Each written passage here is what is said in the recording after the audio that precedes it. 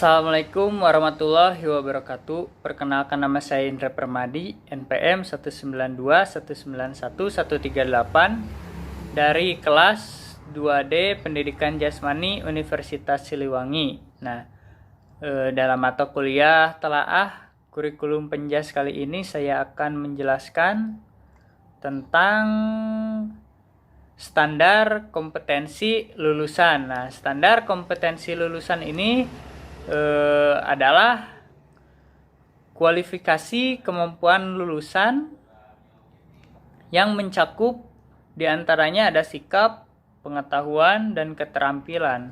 Nah, standar kompetensi lulusan ini berfungsi sebagai kriteria dalam menentukan kelulusan peserta didik pada setiap satuan pendidikan. Nah, rujukan untuk menyusun standar-standar pendidikan lain dan merupakan arah peningkatan kualitas pendidikan secara mendasar pada jenjang pendidikan dasar dan menengah. Nah, serta merupakan pedoman penilaian dalam penentuan kelulusan peserta didik yang meliputi kompetensi untuk seluruh mata pelajaran serta mencakup aspek diantaranya ada aspek sikap, pengetahuan, serta keterampilan. Nah, selanjutnya di sini ada standar isi. Nah, standar isi ini dalam peraturan pemerintah nomor 13 tahun 2015. Standar isi ini mencakup lingkup materi minimal dan tingkat kompetensi minimal untuk mencapai kompetensi lulusan pada jenjang dan jenis pendidikan tertentu. Nah, standar isi ini memuat kerangka dasar dan struktur kurikulum, beban belajar, kurikulum tingkat satuan pendidikan, dan kalender pendidikan menurut Rahmawati dan Anggraini pada tahun 2017. Nah, standar isi ini merupakan salah satu bagian urgen dari KTSP sebab standar isi ini merupakan ukuran minimal yang harus dicapai oleh peserta didik baik mengenai kompetensi maupun mengematerikannya. Nah, standar proses.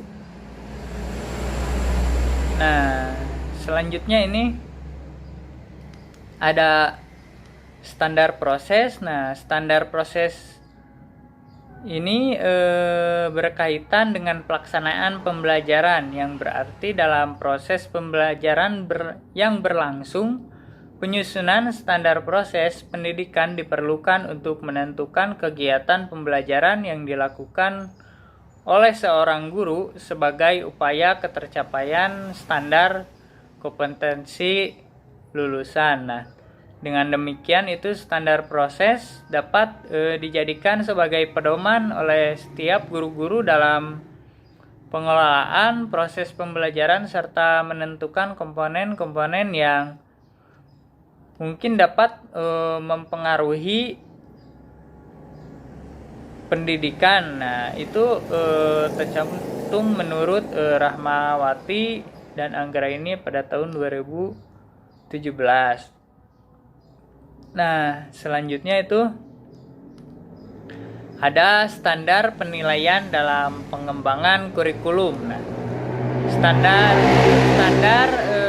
penilaian dalam pengembangan kurikulum ini bertujuan untuk menjamin perencanaan penilaian peserta didik sesuai dengan kompetensi yang akan dicapai dan berdasarkan prinsip-prinsip penilaian, pelaksanaan penilaian peserta didik secara profesional, terbuka, edukatif, efektif, efisien, dan sesuai dengan konteks sosial budaya. Nah, pelaporan hasil penilaian peserta didik secara objektif, akuntabel, dan inovatif menurut Salamah pada tahun 2018 ini, penilaian pendidikan sebagai proses pengumpul dan pengelolaan informasi untuk mengukur pencapaian hasil belajar peserta didik atau siswa, mencakup penilaian autentik, penilaian diri,